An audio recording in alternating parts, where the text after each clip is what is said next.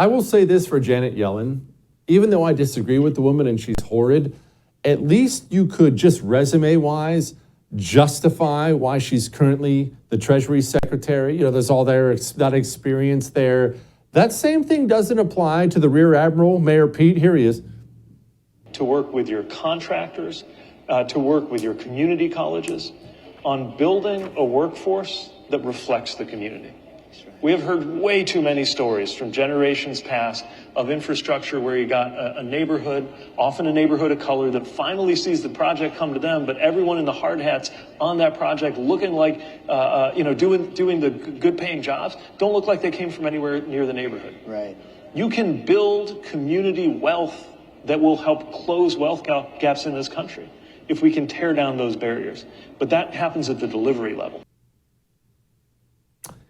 He was the mayor of a small town in Indiana with no qualifications whatsoever to be the Secretary of Transportation.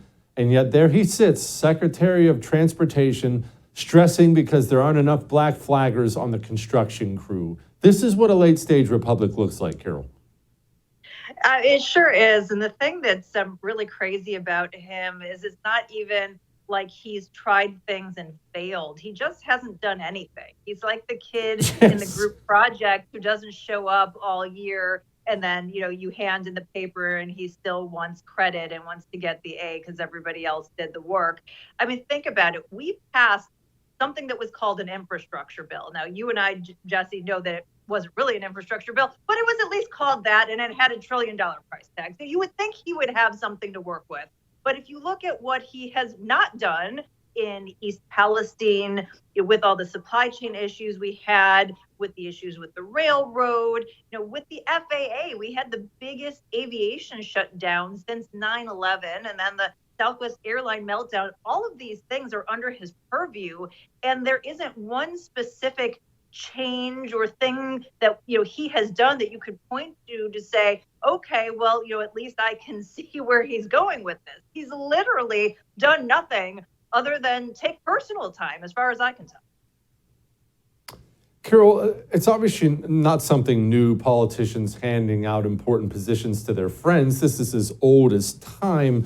But at least in the past, a la Janet Yellen, they would pretend their friends were qualified. What does it say about us as a nation that they don't feel the need to pretend anymore? I actually think that this was probably some sort of a political deal to ensure that Joe Biden got the presidency nod. He was one of the several people who were, taking away at least a couple votes, maybe not a whole bunch of them.